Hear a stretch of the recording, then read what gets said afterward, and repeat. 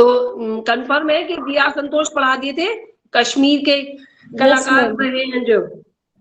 ठीक है, तो फिर कोई और लेते हैं। फिलहाल सतीश गुजराल भी, क्योंकि कई विधाओं में इन्होंने काम किया है और म्यूरल इनके विशेष रूप से प्रसिद्ध रहे हैं। तंत्र कला से भी आप जुड़े रहे हैं। तांत्रिक एक फेज रहा है इनकी कला का, एक दौर, जिस समय इन्होंने तांत्रिक बिंब और प्रतीकों को अपनी कला में प्रयुक्त किया, तो उस समय नव तंत्र कला से जुड़े कुछ समय के लिए बस। वैसे म्यूरलिस्ट थे। पढ़ाया तो नहीं था ये गुजराल मैंने कभी, सतीश गुजराल। ये इंद्र कुमार गुजराल के भाई, हमारे प्राइम मिनिस्टर रहे हैं, उनके भाई रहे हैं।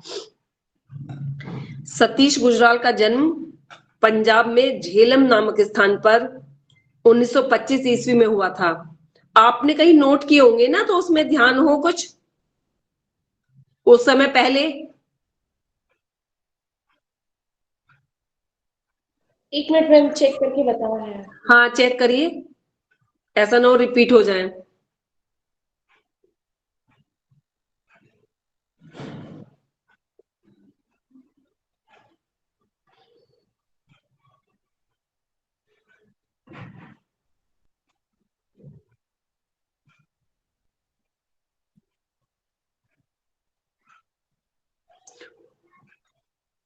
मुझे याद आ रहा है कि जैसे ये नहीं पढ़ाए थे।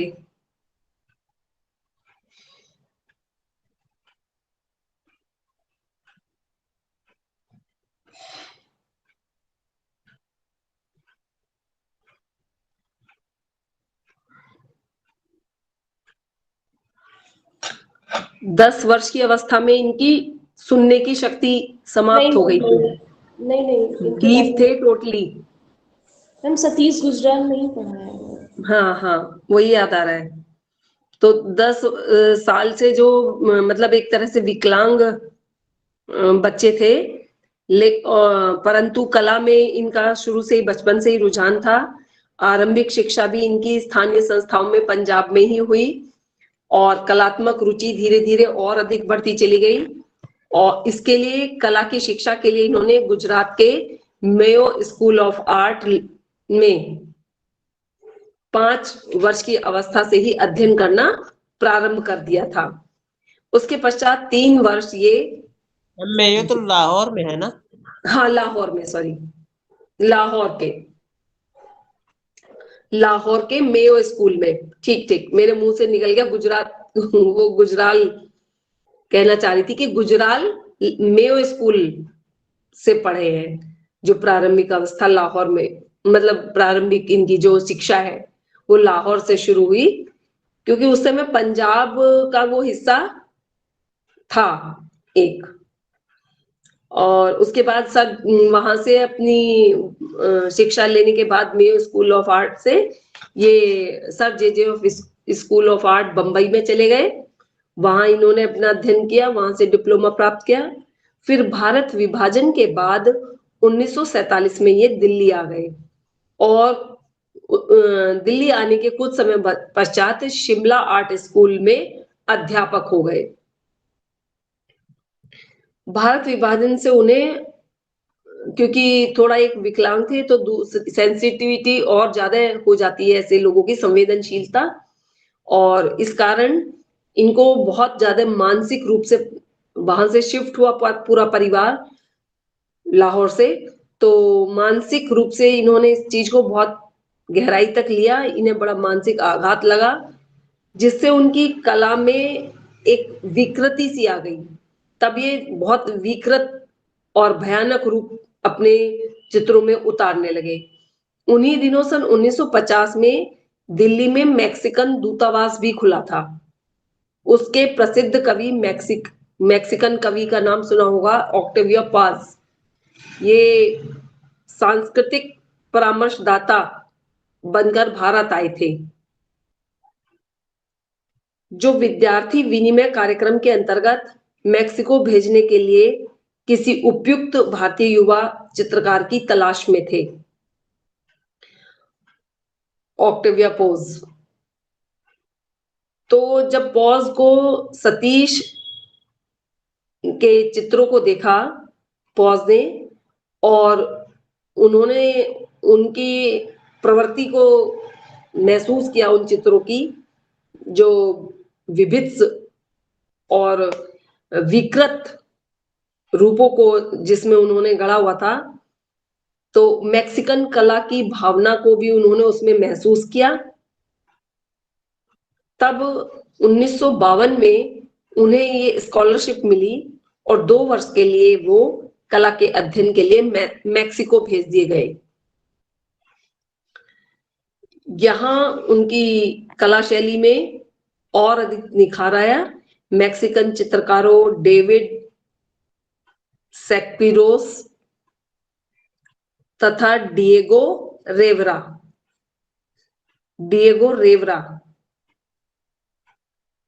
और ओरोज्को से ये वहां प्रभावित हुए। ये 3 मैक्सिकन चित्रकार थे जो जिनसे इन्होंने बहुत ज्यादा प्रेरणा ग्रहण की। लौटते समय जब ये मैक्सिको से फिर लौटे हैं, लौटने के बाद फिर ये न्यूयॉर्क, लंदन, पेरिस आदि विदेशों की यात्रा पर गए और अपने चित्रों की प्रदर्शनियां इन सभी स्थानों पर इन्होंने करनी शुरू की।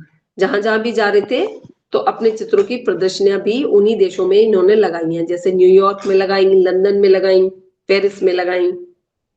और उन प्रदर्शनियों को करते हुए वापस ये भारत 1959 में वापस भारत लौट आए और उसके पश्चात दिल्ली में ही इन्होंने अपना स्टूडियो बना लिया और दिल्ली में ही अपनी कला साधना में लगे रहे।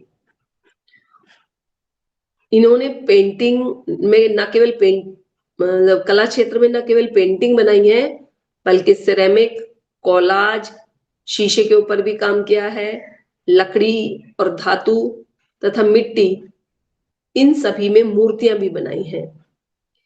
म्यूरल भित्ति चित्रण के क्षेत्र में ये विशेष एक नाम बन गए थे। एक सेकंड बच्चों, होल्ड रखना।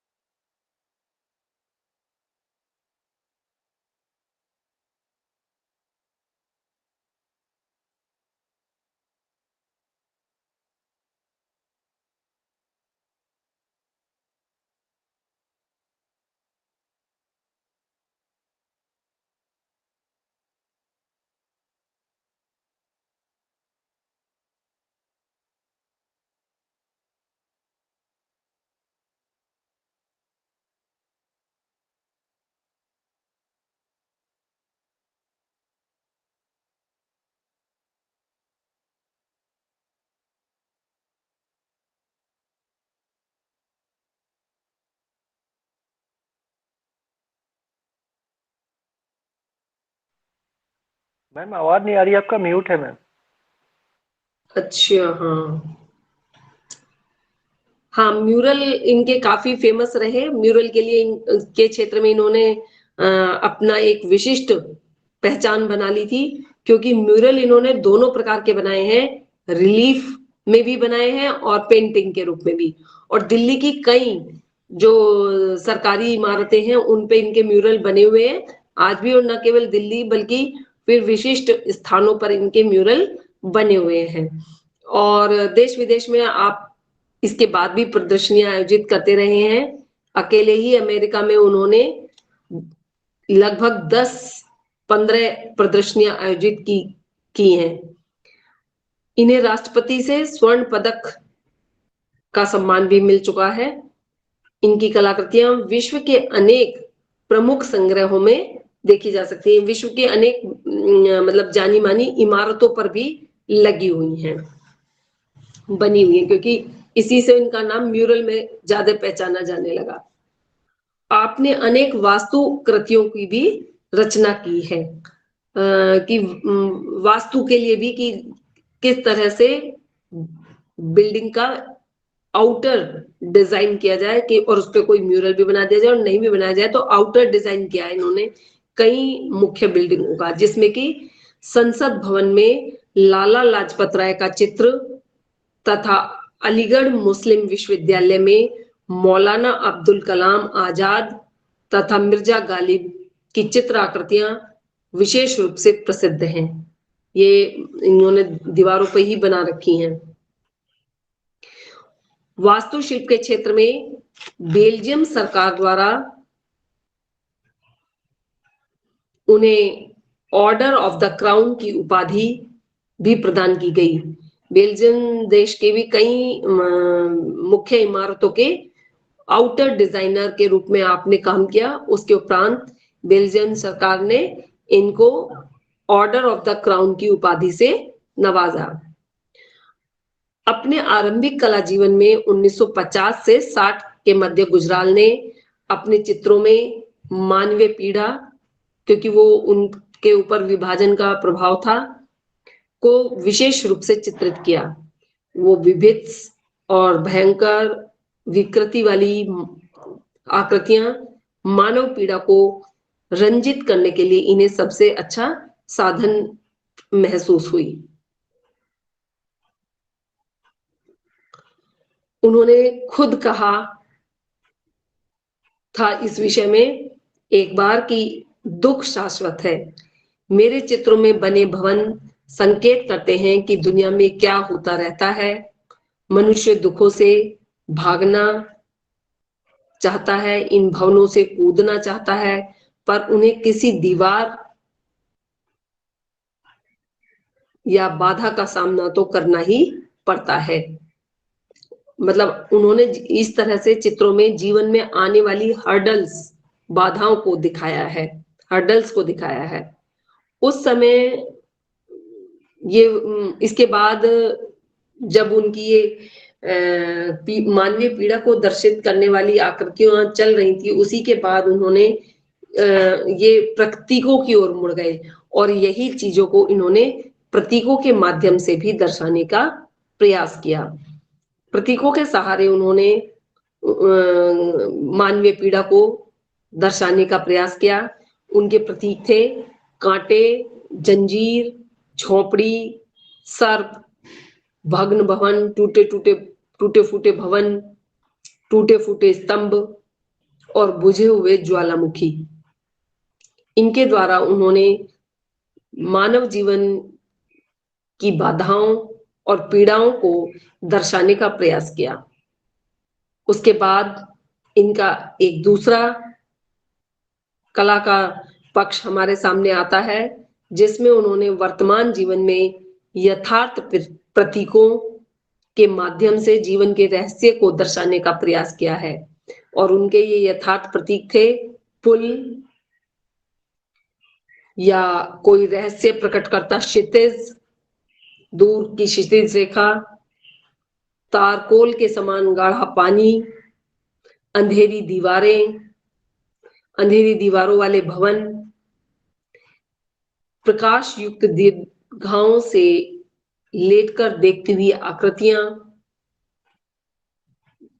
यानी कि अंधेरे की ओर देखती हुई प्रकाश युक्त जो स्पेस है पेंटिंग का, वहां से आकृति अंधेरे की ओर देखते हुए, स्तंभों, खंभों तथा रस्सियों से रोक लगे हुए स्थान, कहीं खंबे बना दिए बाधाओं के रूप में, कहीं रस्सियां बांध दी हैं, कहीं स्तंभ लगाए हैं, जहां स्वतंत्र व्यक्ति स्वतंत्र होकर भी स्वतंत्र नहीं रह जाता है और उसके सामने कुछ प्राकृतिक या सामाजिक विवशताएं, बाधाएं आती रहती हैं।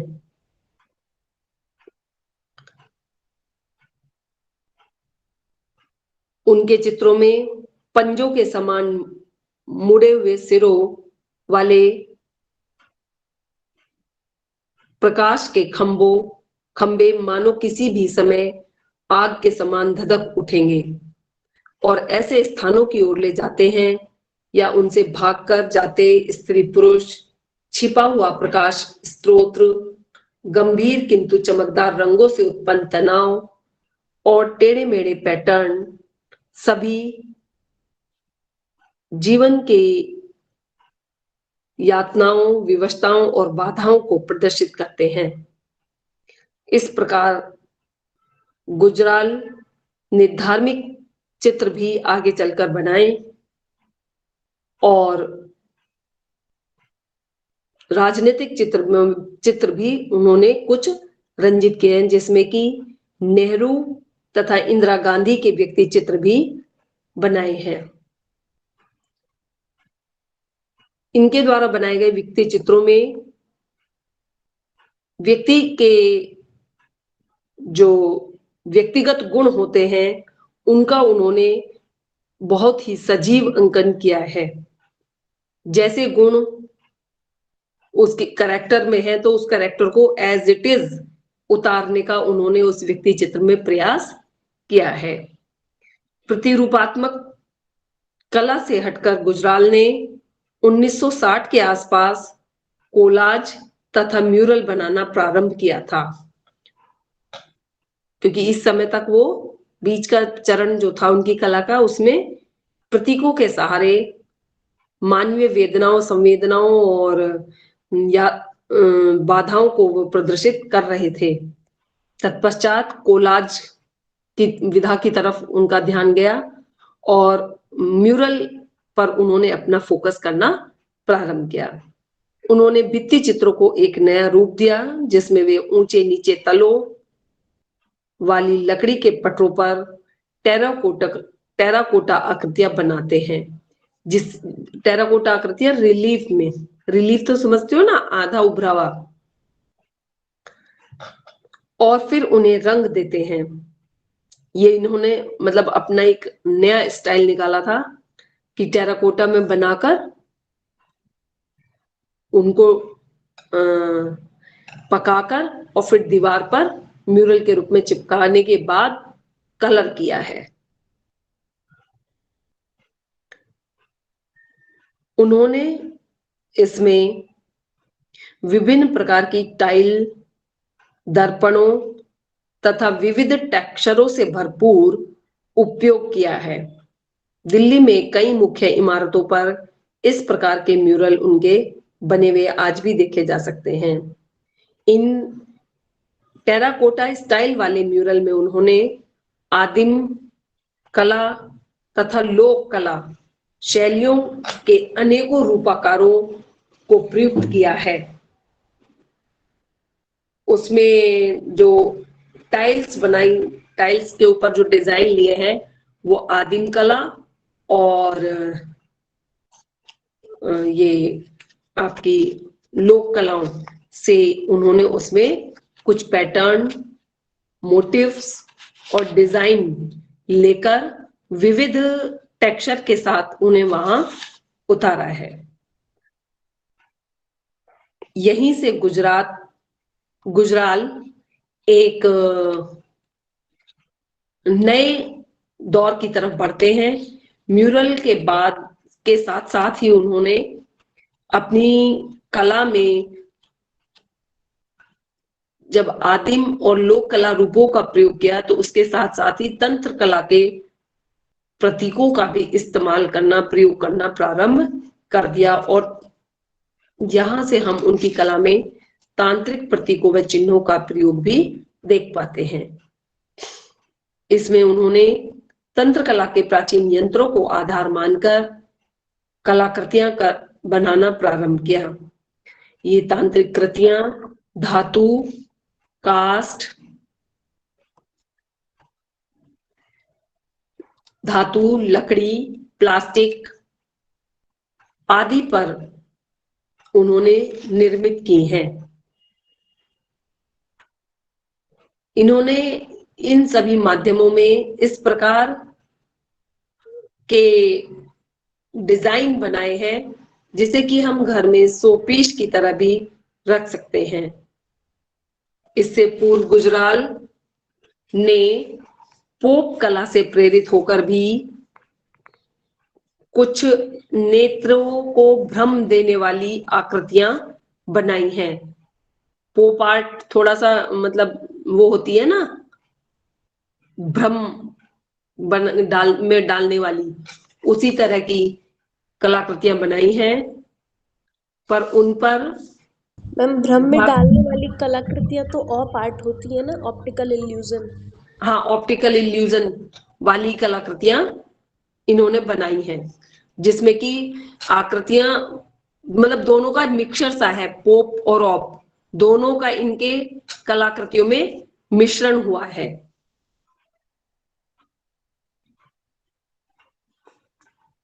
और इसके साथ साथ इनकी इन कलाकृतियों से कला जगत में एक विशेष पहचान बनी। इस प्रकार की कलाकृतियों की एक प्रदर्शनी इन्होंने अमेरिका में आयोजित की, जिससे अमेरिका में भी काफी इन्हें प्रसिद्धि प्राप्त हुई, जिसमें कि भीतर से आते हुए एक रहस्यमय प्रकाश में इन्होंने आकृतियों को प्रदर्शित किया है। एक चित्र का एक भाग आवश्यक रूप से प्रकाशित किया गया है और एक हिस्से को रहस्यमयी बनाते हुए अंधकार में बनाया गया है। इन कृतियों के रंग, रूप तथा धरातलों के प्रभावों को देखकर दर्शक हतप्रभ सा रह जाता है, किंतु इन कृतियों की व्याख्या सृजन तथा जीवनी शक्ति के आधार पर की गई है, धार्मिक अथवा सामाजिक आधार पर नहीं। आज मशीनों ने मानव जीवन में महत्वपूर्ण स्थान ले लिया है, आधुनिकीकरण का युग है, तो उस विचार से गुजराल ने तंत्र के रूपाकारों को उसके सूक्ष्म विचार से जोड़ते हुए अपने चित्रों में प्रस्तुत किया। उनका मानना था कि तंत्र यानी के यंत्र और यांत्रिक प्रणाली, यंत्रों के साथ आज हम जी रहे हैं, वैज्ञानिक यांत्रिक पद्धति पर हम चल रहे हैं, तो इसी प्रकार से यंत्रों का भी को उन्होंने इस थॉट से जोड़ा है, यानी कि वैज्ञानिक यांत्रिक यंत्रों को उन्होंने तांत्रिक कला के यंत्रों के साथ समन्वय स्थापित करके चित्रों में प्रदर्शित करना शुरू किया। इन कृतियों की रचना में उन्होंने 20वीं शती की औद्योगिक सामग्री जैसे कि एल्युमिनियम, तांबा, टिन, प्लेट, पाइप, प्लास्टिक, शीशा, कांच, दर्पण आदि का उपयोग किया है। ये सब इन्होंने कोलाज में बनाए हैं, मतलब यंत्र और यांत्रिक चीजों को साथ में समन्वित करके। इनसे बनने वाले बिंब भी हमारे युग के अनुरूप ही बने हैं, और मोस्टली इनके ये जो चित्र हैं ये ज्यामितीय रूपों से पर आधारित है। ज्यामितीय आकार इन्होंने विशेष रूप से इसमें लिए हैं। आश्चर्य नहीं कि यही आगे चल करके इन कृतियों में ध्वनि का भी प्रयोग करने में सफल हुए हैं। आगे फिर इन्होंने इन यंत्रों की ध्वनियों तक को भी चित्रों में प्रदर्शित करने का प्रयास किया है। यहां से इनकी कला आकृति मूलक न रहकर थोड़ी अमूर्त और ज्यामितीय रूपों की ओर बढ़ चली, और अपनी पिछली युग की आकृति मूलक कला के विषय में गुजराल ने कहा है कि मैं अपने चित्रों को असंतोष और अभिशाप से आवेशित करता हूं, जिससे कि दर्शक स्वयं को अपराधी अनुभव करे। मैं सबसे सहृदयतापूर्ण सक्रियता चाहता हूँ। मैं स्वयं भी सहृदयता से द्रवित हूँ। मनुष्य में मेरी आस्था है। गुजराल के विचार से कला मानव में हलचल उत्पन्न करती है, उसे सोचने को विवश करती है। यह दुख या प्रसन्नता नहीं है, दुख या प्रसन्नता नहीं देती है, अपितु विचार करने के लिए मानव को विवश करती है। यह मनुष्य को ऊपर उठाती है, कला कोई उपदेश दे जाती है। यह दर्शक की आत्मा को सत्य के दर्शन के लिए स्वतंत्र करती है। किंतु गुजराल की कला में हिंसा और आतंक का भी अनुभव होता है। उनकी आकृतियां कुछ प्रतीक और कुछ अति यथार्थ का संकेत देती हैं। देश के विभाजन के आघात से उन्होंने कला के जीवन में कला में अंधकारपूर्ण पक्षों को ही महत्व अधिक दिया है। जिस समय भारत में अन्य कलाकार फ्रांस तथा जर्मनी की कला से प्रभावित हो रहे थे, गुजराल उस समय एक विभिन्न ढंग से काम कर रहे थे। उनके माध्यम तथा उनकी कलाकृतियों के संयोजन अन्य कलाकारों से भिन्न होते थे। इसी से उनकी कला लोगों को अजीब लगती थी। उनकी कला के पात्र किसी महान आपत्ति से ग्रस्त, किसी गुप्त साधना या कार्य में लगे हुए, जैसे किसी मूक रहस्य से प्रेरित, अंधेरे से प्रकाश की ओर जाते हुए या प्रकाश से अंधेरे की ओर आते हुए, किसी स्वप्न को साकार करने की आशा में झुके झुके से, अथवा किसी अज्ञात पीड़ा से ग्रसित नजर आते हैं। इस प्रकार उनके चित्रों में आशा और निराशा के भयावह और दुर्दांत परिणाम को छिपाए हुए उनकी कलाकृतियां प्रतीत होती हैं। ऐसा लगता है कि इन कलाकृतियों के गर्भ में बहुत कुछ रहस्य छिपा हुआ है। वे अमूर्तवाद के विरोधी नहीं थे, किंतु आज वह अनुभूति से बिल्कुल कट गई है। ऐसा उनका मानना था कि अमूर्तवाद में भी, अमूर्त चित्रों में भी अनुभूति विशेष महत्व रखती है। अनुभूति या भावनाओं का प्रथम स्थान कला में उन्होंने दिया है। इसीलिए उन्होंने मुख्यतः आकृति मूलक चित्रों का ही सृजन किया है। केवल जब उन्होंने तंत्र कला के प्रतीकों को अपने चित्रों में उतारा है, तब अमूर्त और ज्यामितीय रूपाकारों द्वारा चित्रों को रहस्यमयी बनाने के लिए कुछ म्यूरल उन्होंने इस तरह के बनाए हैं, जिसमें कि टेक्सचर और लोक कला, आदिम कला, तंत्र कला के प्रतीकों को लेकर उन्होंने टाइल्स बनाई और टाइल्स को कंपाइल करके एक पूरा म्यूरल दीवार पर रचा है। उनकी रेखाओं और रंगों में एक संगति निरंतर देखने को मिलती है। इसी से वे फिर अमूर्त कला को भी अपने व्यक्तित्व के अनुरूप ढाल सके। सतीश गुजराल की नई कृतियां भारत में उभरते हुए एक नए प्रतिमावाद की सूचक हैं। उन्होंने अनेक आकृतियों को नए ढंग से प्रस्तुत किया है। विशाल भित्ति चित्रों को स्थायित्व देने की उनकी बहुत दिनों से तीव्र इच्छा थी। जो कि उन्होंने बड़े बड़े भित्ति चित्र तैयार करके पूरी की। उन्होंने एक रसायन शास्त्री के साथ मिलकर एक्रेलिक रंगों की खोज के साथ उन पर कई परीक्षण भी आरंभ किए।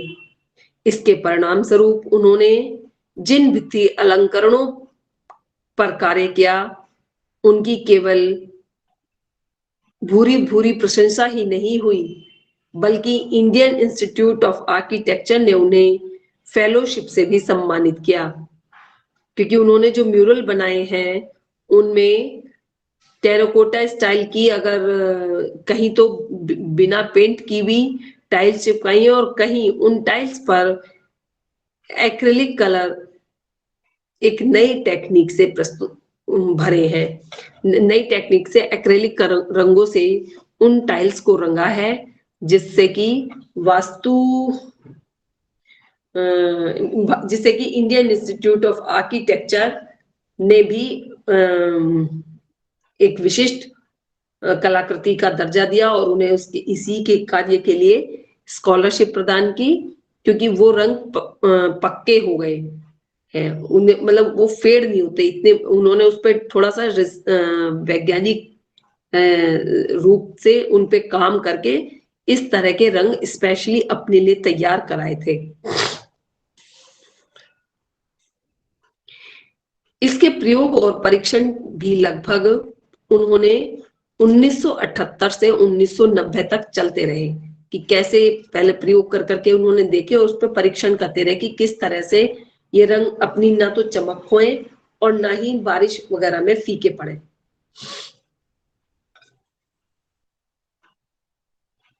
इसके लिए कई बार वे लकड़ी के फट्टों को पट्टियों को जोड़कर भी धरातल तैयार किया करते थे।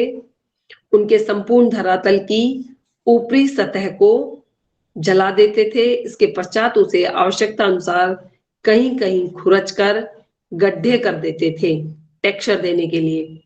फिर सभी स्थानों पर सुरक्षात्मक रासायनिक घोल लगा देते थे, जिससे कि ये लकड़ी मतलब यहाँ से पक्की रहे, गले या फटे नहीं।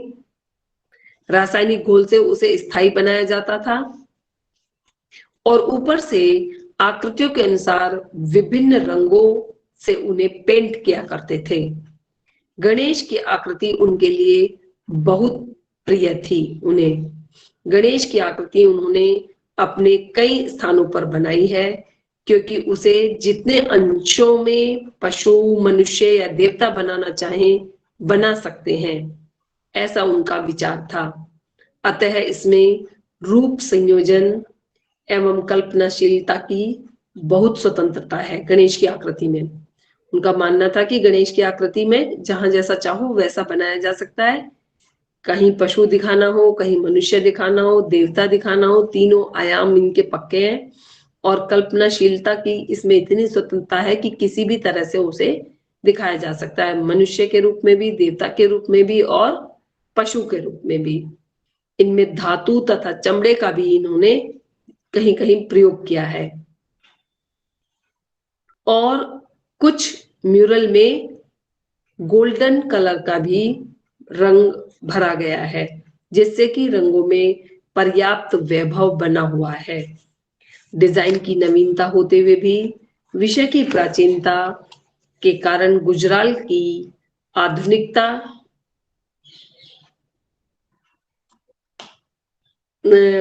को आधुनिक कलाकारों में एक विशिष्ट पहचान मिली है। सतीश गुजराल ने अपनी प्रथम एकल प्रदर्शनी सन 1952 में आयोजित की थी, जिसमें 2 चित्र सर्वप्रथम श्री जवाहरलाल नेहरू ने ही खरीदे थे। वे सतीश के बड़े भाई इंद्र कुमार गुजराल के साथ प्रदर्शनी देखने आए थे। इनके बड़े भाई राजनीति से संबंधित थे, तब से वे उनकी कला से बहुत प्रभावित थे और बाद में इनकी कला में अत्यधिक विविधता भी आई और विकसित कला धीरे धीरे विकसित भी होती चली गई। पहले तेल चित्र कैनवास, फिर कोलाज, फिर म्यूरल, फिर टेराकोटा टाइल्स, फिर जली हुई लकड़ी की के साथ म्यूरल, फिर उन पर रासायनिक विधि से कोटिंग, फिर रासायनिक रंगों पर रासायनिक प्रयोग करते हुए एक्रेलिक रंगों को मजबूत बनाने के साथ चित्रण, और वास्तुकला के भी अनेक सुंदर नमूने आपने बनाए हैं। जैसे बेल्जियम दूतावास के, जो बेल्जियम का दूतावास बना हुआ है उसकी बिल्डिंग पर बना हुआ है। गोवा विश्वविद्यालय पर इनका म्यूरल बना हुआ है। भारतीय सांस्कृतिक केंद्र मॉरिशस में भी इनके द्वारा बनाया गया म्यूरल दर्शनीय है, देखने लायक है। तथा इस्लामिक सांस्कृतिक केंद्र नई दिल्ली का जो इस्लामिक सांस्कृतिक केंद्र है उस पर भी इनके द्वारा बनाया गया एक म्यूरल संग्रहित है। इनकी विविधतापूर्ण मौलिक कृतियां आधुनिक भारतीय कला को के लिए एक बड़ी धरोहर हैं। इनके बनाए गए म्यूरल कई वर्षों तक इनके जाने के पश्चात भी इनकी याद दिलाते रहेंगे। आज ये हमारे बीच नहीं है, अभी कुछ दिन पूर्व ही इनका निधन हो गया था, हो गए होंगे 2-3 साल तो। अच्छा, संतोष पढ़ा चुकी हूँ। जी हाँ, संतोष पढ़ा चुकी हूँ। यस। अच्छा, इसके बाद फिर हम एक कलाकार और ले सकते हैं।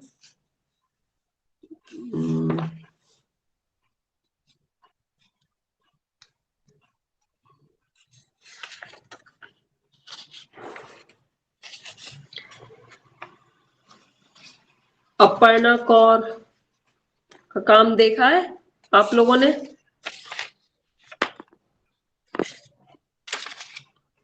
कलाकार को पढ़ाने में ज्यादा अच्छा लगता है जिसका काम भी देख रखा हो, थोड़ा बहुत जानकारी हो। रजा पढ़ाए थे, मेरे ख्याल से पढ़ाए थे रजा भी। जब प्रोग्रेसिव आर्टिस्ट ग्रुप पढ़ाया था तब पढ़ाए थे मैंने रजा। ग्रुप वाइज भी पढ़ाए थे ना एक बार आर्टिस्ट। Yes ma'am. ग्रुप के हिसाब से ले लिए थे मुख्य, फिर उसके उनके ट्रेंड के हिसाब से ले लिए थे मुख्य। ये जो बचे हुए थे ये अब करा दिए हैं।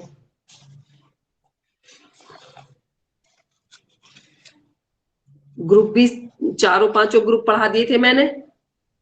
कलकत्ता ग्रुप हो गया था ना? हाँ, हुआ था।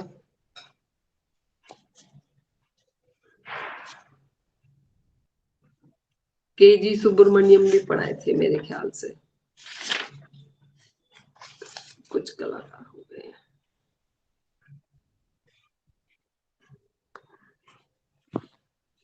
मैम अपर्णा कौर नहीं पढ़ाया आपने?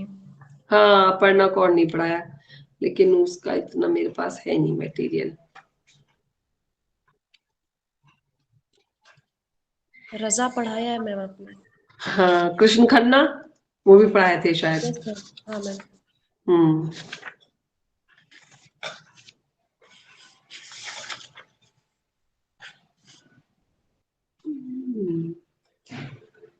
और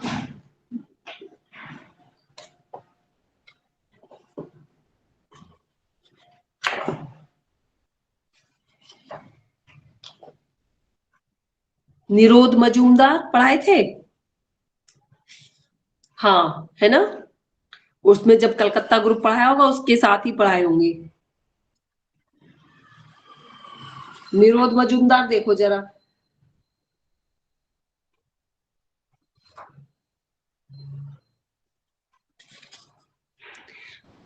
नहीं पढ़ाई मैम। षोडशी कला सीरीज पढ़ाई थी जिसमें इनकी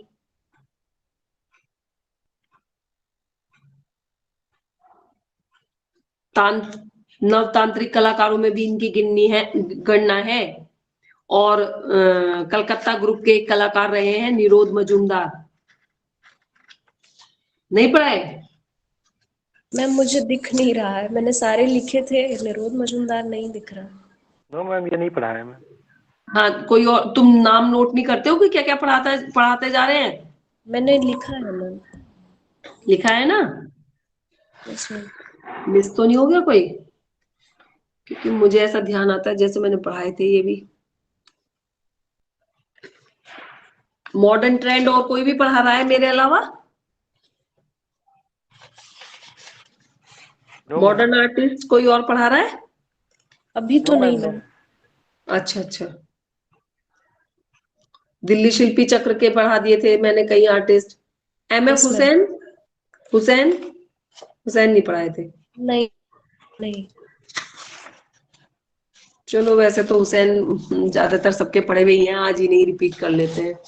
सबने पढ़ रखा होगा हुसैन के बारे में तो, क्योंकि ये बेसिकली बीए से ही आ जाता है इनका नाम, बीए के सिलेबस में भी रहा होगा कहीं ना कहीं। मुझे ऐसा ध्यान आ रहा है जैसे निरोध मजूमदार में पढ़ा चुकी हूँ, पर आप कह रहे हो नोट नहीं है। एक बार और चेक कर लो, नहीं तो निरोध पढ़ाती हूँ, नहीं तो हुसैन।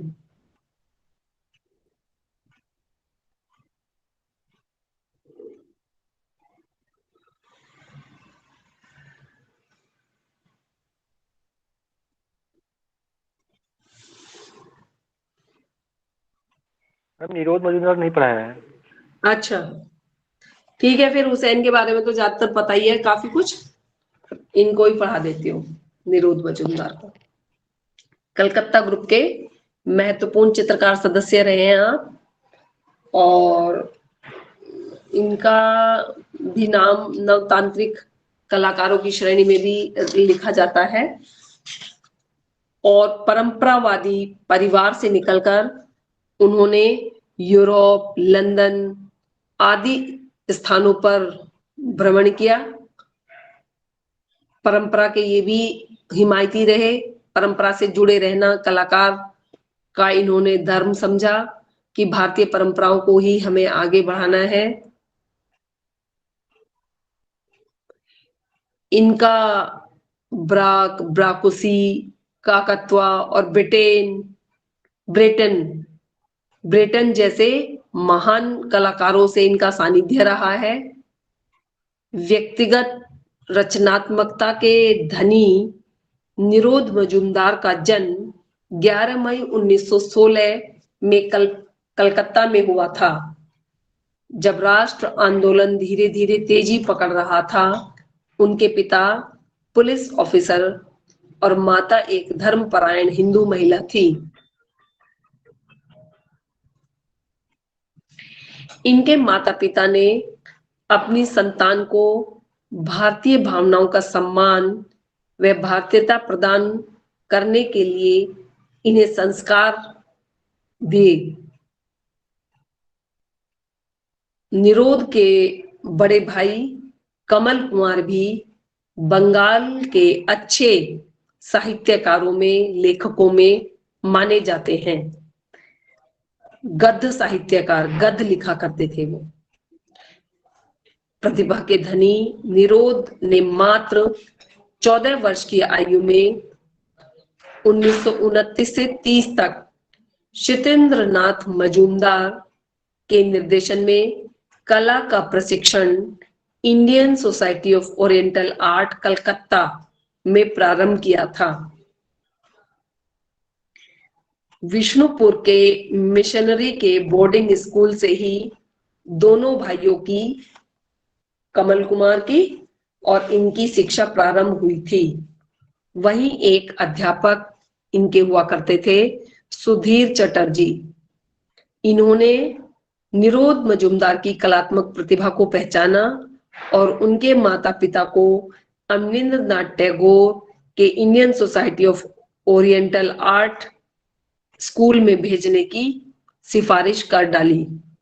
माता पिता से कहा कि इसमें तो बहुत कलात्मक अभिरुचि है इसकी, बच्चे की, और इसे आप वहां दाखला करा दो इसका। उन्हीं की सलाह पर आपका प्रशिक्षण शितेंद्रनाथ मजूमदार के निर्देशन में प्रारंभ हुआ, Indian society of oriental art Calcutta के अंतर्गत। यही उन्हें ओसी गांगुली व स्टेला क्रैमरिज जैसे भारतीय व विदेशी दिग्गज विद्वानों के विचारों से अवगत होने का अवसर प्राप्त हुआ। वहां इन्होंने कला और सौंदर्य पर इन सभी के विचार सुने, जिससे ये बहुत प्रभावित भी हुए। 1946 और 48 तक इन्होंने फ्रेंच सरकार से इन्हें छात्रवृत्ति मिली और इस छात्रवृत्ति पर 46 से 48 के बीच में ये पेरिस के लौहते इकोल द लोरे नामक अकादमी में कला अध्ययन के लिए चले गए और इन 2 वर्षों में इन्होंने वहां कला का अध्ययन किया। सन 1935 में इसी सोसाइटी की ओर से इन्हें नॉर्मन ब्लाउंट मेमोरियल मेडल प्रदान किया गया, जहां ये अध्ययनरत थे। यहाँ ये गगनेंद्रनाथ व शितेंद्रनाथ मजूमदार के अतिरिक्त कालीपाड़ा घोषाल के भी प्रिय शिष्य रहे। 1946 में फ्रेंच सरकार के द्वारा दी गई छात्रवृत्ति से 2 साल के लिए पेरिस में रहे। वहां उन्होंने शास्त्रीय व आधुनिक कलाकारों की प्रतिलिपियां तैयार की। इसके बाद हॉलैंड जाकर इन्होंने एंग्रेविंग करने का इन्हें मौका मिला और हॉलैंड जाकर इन्होंने एंग्रेविंग करना सीखा और इंग्लैंड और पेरिस से प्राप्त पूर्व ज्ञान व अनुभव का इन्होंने लाभ मिला। इन्हें इचिंग व एंग्रेविंग में ये पारंगत होते चले गए।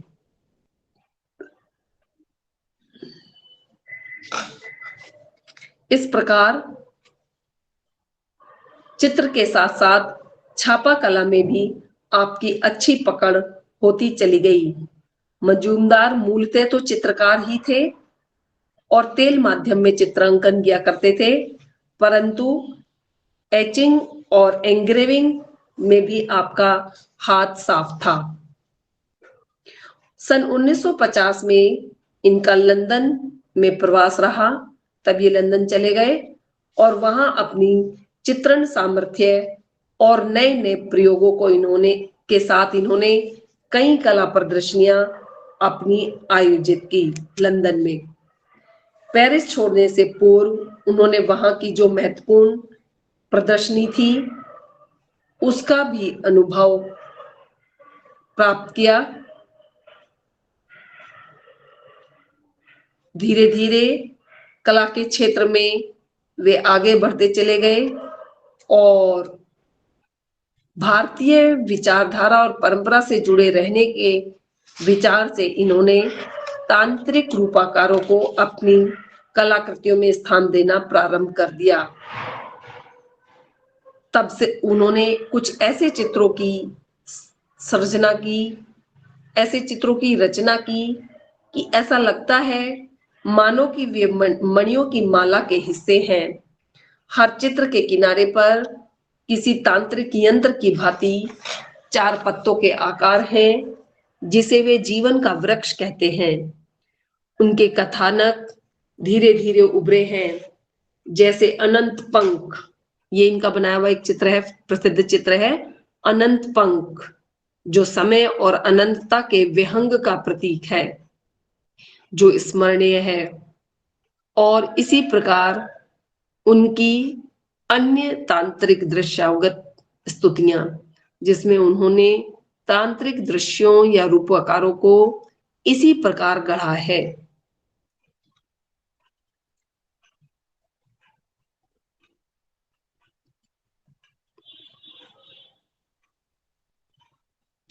मजूमदार ने तो पश्चिम कला के अनुयायी रहे और न ही पश्चिमी कला के हिमायती। वे परंपरा के नाम पर रूढ़िवादी भी नहीं होना चाहते थे और अपनी कला को अग्रसर और प्रगति के मार्ग पर आगे बढ़ाना चाहते थे। भारतीय एवं पाश्चात्य कला के गहरे अध्ययन द्वारा वे इस निष्कर्ष पर पहुंचे कि मूलतः हर कला प्रतीकात्मक है, जो परंपरा से सर्वथा विच्छिन्न होकर अपने सहज रूप में विकसित नहीं हो सकती। अतएव हमारे सांस्कृतिक कश्मकश का प्राणवान सूत्र कला में मूर्तिमान है, किंतु आधुनिक करण का अर्थ फिर भी आधुनिकीकरण का अर्थ पश्चिमीकरण तो हरगिज नहीं है, उनका मानना था। उनके अनुसार आधुनिकीकरण के सांचे में कला को ढालना तो श्रेयकर होगा, परंतु पश्चिमीकरण करना उचित नहीं है। इस प्रकार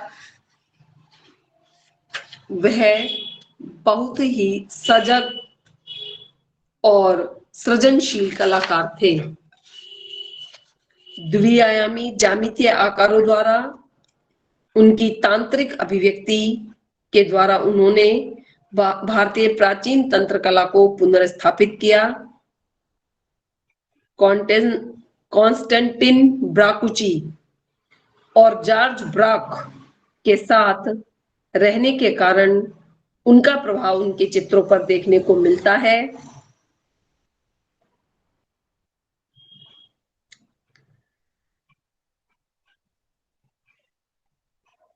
(1949) में उन्होंने अपनी प्रथम प्रदर्शनी बारबीजा गैलरी पेरिस में की और 1968 में द क्विस्ट नामक प्रदर्शनी नई दिल्ली में ऑलियंस फ्रांसिस में की।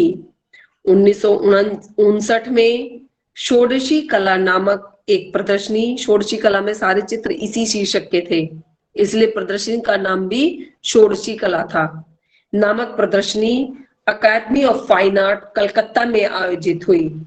तत्पश्चात 1970 में द फाइनल स्प्रिंग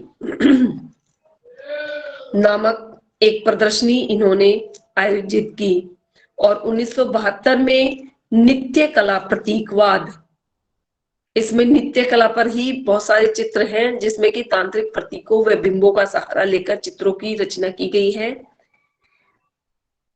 इस विषय पर इन्होंने एक प्रदर्शनी की और 1974 में Vaitarani river of life Vaitarani river of life नामक प्रदर्शनियां यहां दिल्ली में आयोजित की। 1977 में फिर से ये पेरिस चले गए और पेरिस में तथा 1978 में लेओन में अनेकों चित्रों की प्रदर्शनियां आयोजित की। विदेशी कला, शिक्षा, तकनीक सीखने के उपरांत भी भारतीय परंपरा व भारतीय विषय ही उनकी कला पर छाए रहे। भारतीय प्राचीन तंत्र कला ने उन्हें अत्यधिक प्रभावित किया, यहाँ तक कि एक बार जब 1951 में इंग्लैंड में एक समूह प्रदर्शनी में भारतीय उच्च कमीशन द्वारा आयोजित की गई थी एक प्रदर्शनी, तो उसके आलेख में जॉन बर्जन ने जब उनके चित्रों पर फ्रेंच प्रभाव बताया तो उन्होंने इस आलेख में मजूमदार को इतना परेशान कर दिया कि उन्होंने अपना सारा काम जला डाला। किसी ने उनके चित्रों पर जो ये उस प्रदर्शनी का आलेख लिखा, मतलब कैटलॉग तैयार किया था जॉन बर्जर ने, और उन जॉन बर्जर ने उस आलेख में, उस कैटलॉग में ये चर्चा कर दी कि इनके चित्रों पर फ्रेंच प्रभाव है, तो उन्होंने वो वाली प्रदर्शनी का अपना सारा काम ही जला डाला। और इस घटना से इन पर इतना अधिक प्रभाव हुआ कि ये फिर से अपने कार्य के अध्ययन और शोध पर लग गए, जिसके परिणाम स्वरूप पेरिस में उन्होंने 1957 में इमेजेस क्लॉजेस नामक चित्र श्रृंखला प्रदर्शित की। इमेजेस क्लॉजेस ही नाम है सब चित्रों का, बहुत सारे चित्र इस श्रृंखला में थे इनके, जो पेरिस में 57 में प्रदर्शित हुई। उन्होंने पाश्चात्य अति तृप्त आलोचकों के साथ साथ भारतीय कला के इतिहास का भी गहन अध्ययन किया। ये एक ऐसे कलाकार जो भारतीय परंपरा में भली भांति रचा बसा हुआ है। निरोध मजुमदार की व्यक्तिगता तिहरे रूप से भारतीय है, यानी कि उनके अगर व्यक्तिगता को देखें, हम उनके व्यक्तित्व को देखें तो उसमें 3 प्रकार से हमें तीनों आयामों से उनके भारतीय होने का प्रमाण मिलता है। प्रथम, उनकी प्रेरणा स्रोत भी उन्होंने भारतीय कलाओं से लिया, भारतीय परंपराओं से लिया। द्वितीय, चित्रों की श्रृंखलाओं और उनकी प्रस्तुति। और तीसरा है तकनीक और तुलिका घातों का प्रयोग, मतलब तकनीकी रूप से भी भारतीय तकनीक को उन्होंने ज्यादा, बेशक ऑयल कलर में चित्रण किया है, लेकिन फिर भी टेक्निक और तुलिका घातों का प्रयोग उसके जैसा है जो ये अपनी टेम्परा की तरह से काम किया है। और जो उनके विषय हैं वो भी भारतीय हैं, और जो उनके पूरे क्या कहना चाहिए प्रेरणा और लाइन रेखाएं और रंग हैं वह भी भारतीय हैं। यानी कि तीनों प्रकार से उन पर भारतीय विचारधाराओं का महत्वपूर्ण प्रभाव देखा जा सकता है। उनकी एक कृति स्वर्ग नामक बहुत महत्वपूर्ण है। स्वर्ग नामक चित्राकृति को देखकर प्रोफेसर A.L. बाशम ने लिखा था, भारत में पिछले 100 वर्षों में इतना सुंदर चित्र कभी निर्मित नहीं हुआ। यह उनके भारतीय व पाश्चात्य शास्त्रीय कला के अध्ययन का ही प्रतिफल है। उन्होंने उस अध्ययन को बहुत गहराई से आत्मसात किया और 1958 में वे विदेश यात्रा से पुनः भारत लौटे, परंतु फ्रांस का विरह उन्हें सताया और 12 वर्ष के बाद, द्वितीय विश्व युद्ध के बाद फिर से वह यूरोप के पेरिस में ही जाकर सेटल हो गए तथा इन्होंने वहीं फ्रांस की एक लड़की से, मार्गरेट नामक लड़की से शादी भी कर ली। उनके एक पुत्र चित्रोवनु और अदिति वहीं पैदा हुए। उनका अंतिम जीवन मुख्यतः पेरिस में ही गुजरा। जीवन के अंतिम चरण में बीच बीच में वे भारत आते थे, परंतु उनका मुख्य जीवन का जो बाद का चरण है वह भी पेरिस में ही गुजरा।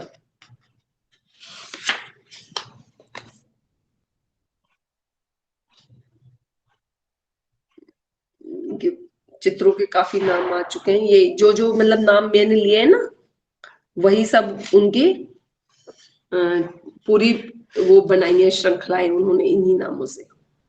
जैसे षोडशी कला है, पर कुछ आप जैसे अकेले नाम से है।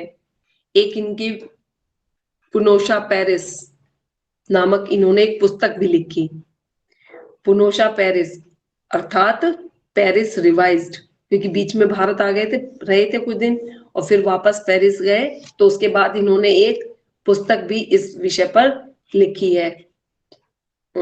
उस बंगला भाषा में है पुनोशा पेरिस, जिसका हिंदी अगर मतलब इंग्लिश में अगर रूपांतरण करें तो उसका अर्थ है पेरिस रिवाइज्ड।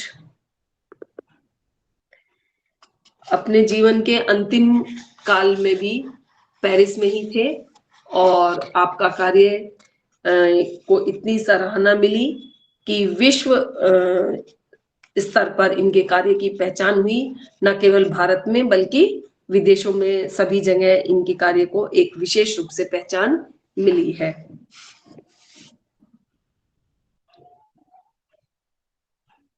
एक इनकी प्रसिद्ध चित्र का नाम है गौरी इमर्जिंग फ्रॉम पार्वती और एक नीलवर्णा।